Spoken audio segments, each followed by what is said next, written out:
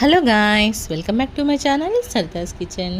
మన కిచెన్లో కారపూస చేశానండి. నేను దాన్ని చేసుకునే విధానము ఎలా చేసుకోవాలో చూపిస్తాను, వచ్చేయండి. నేను 2 కేజీల బియ్యం తీసుకున్నానండి.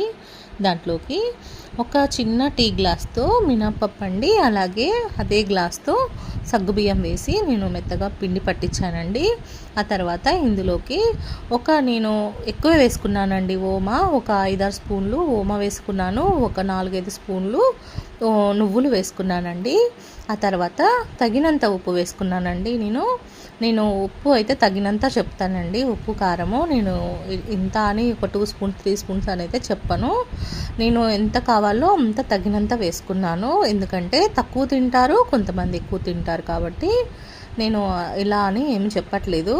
మీరు చూసుకొని మీరు వేసుకోండి.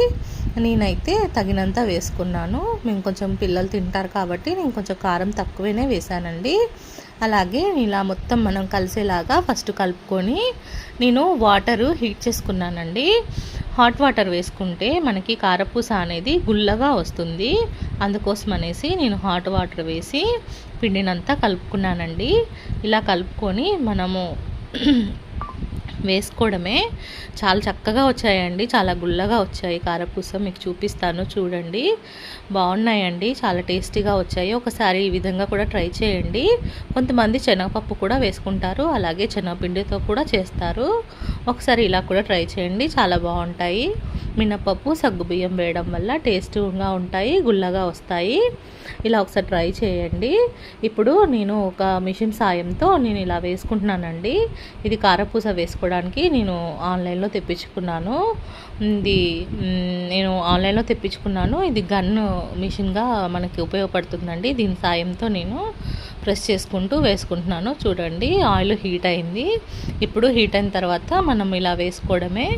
వేసుకొని దీన్ని మంచిగా మనం బ్రౌన్ కలర్ వచ్చేంత వరకు కాల్చుకోవాలండి. ఇది కాలింది అని ఎలా తెలుస్తుందంటే కొంతమంది తెలియదు కాబట్టి చెప్తున్నాను.